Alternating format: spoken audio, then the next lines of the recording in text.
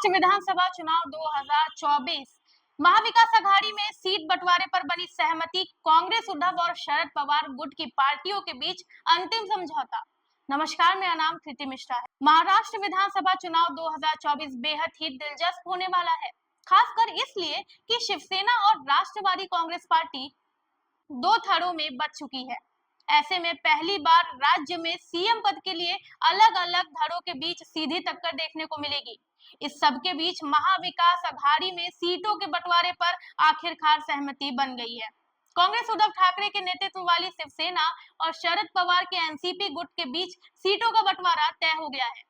महाराष्ट्र में 288 विधानसभा सीटों पर होने वाले चुनाव को लेकर महाविकास अघाड़ी के नेताओं में पहले काफी समय तक गतिरोध बना रहा, लेकिन हाल ही में मुंबई में एक बैठक के बाद इस गतिरोध को सुलझा लिया गया है। अब एमवीए के नेता तय कर चुके हैं कि कौन पार्टी कितनी सीटों पर चुनाव लड़ेगी। शिवसेना के नेता संजय राउत ने जानकारी दी कि बुधवार को एक प्रेस कॉन्फ्रेंस के दौरान सीट बंटवारे का औपचारिक ऐलान किया जाएगा।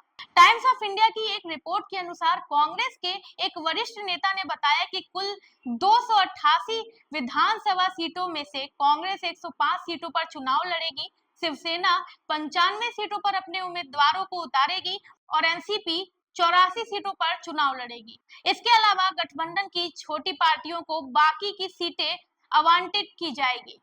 इस बंटवारे के बाद अब तीनों प्रमुख दलों के बीच सहमति बन चुकी है। हालांकि सीट बंटवारे पर सहमति बनने से पहले कांग्रेस और उद्धव ठाकरे के नेतृत्व वाली शिवसेना के बीच टकराव भी देखने को मिला था। महाराष्ट्र कांग्रेस अध्यक्ष नाना पटोले और शिवसेना सांसद संजय राउत के बीच सीटों के बंटवारे को लेकर तीखा वाक युद्ध भी हुआ था। इस विवाद को हल करने के लिए कांग्रेस के वरिष्ठ नेता बाला साहेब थारोट ने शरद पवार और उद्धव ठाकरे से मुलाकात की और बातचीत के जरिए मसले को सुलझाया। इसके बाद ही दोनों पार्टियों के बीच सीटों के बंटवारे पर सहमति बनी। मुंबई के शहरी क्षेत्र में सीटों के बंटवारे को लेकर काफी चर्चा हुई। शिवसेना को यहां 18 सीटें, कांग्रेस को 14 सीटें और एनसीपी को 2 सीटें दी जा सकती हैं। हालांकि मुंबई की 3 महत्वपूर्ण सीटें वंसोवा, बांद्रा ईस्ट और बायकुला पर विवाद बना हुआ है। कांग्रेस और शिवसेना दोनों ही इन सीटों पर अपना दावा कर रही हैं। ये उम्मीद जताई जा रही है कि इन सीटों पर भी जल्द ही अंतिम फैसला हो जाएगा।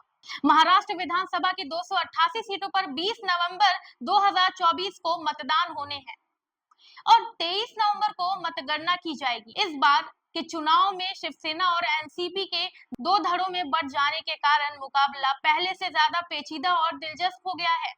महाविकास अघाड़ी के घटक दलों के बीच सीट बंटवारे पर बनी सहमति से स्पष्ट है कि ये गठबंधन एक मजबूत दावेदार के रूप में चुनावी मैदान में उतरेगा। अब देखना ये होगा कि आगामी चुनाव पर किस पार्टी का पलड़ा भारी रहता है और महाराष्ट्र की सत्ता पर कौन काबिज होता है। महाविकास अघाड़ी के भीतर सीट बंटवारे को लेकर जो गतिरोध था वो अब सुलझ चुका है। कांग्रेस, शिवसेना और एनसीपी के बीच सीटों का बंटवारा तय हो गया है और अब ये पार्टियां एक संगठित रणनीति के तहत चुनावी मैदान में उतरने के लिए तैयार हैं। चुनावी मुकाबला न सिर्फ इन पार्टियों के लिए महत्वपूर्ण होगा, बल्कि शिवसेना और एनसीपी के भीतर बंटवारे के बाद ये चुनाव राज्य के राजनीतिक भविष्य को भी एक नई दिशा देगा। हमारे द्वारा दी गई इंफॉर्मेशन आपको कैसी लगी, कमेंट करके जरूर बताएं और देखते रहें जनदर्पण न्यूज। धन्यवाद।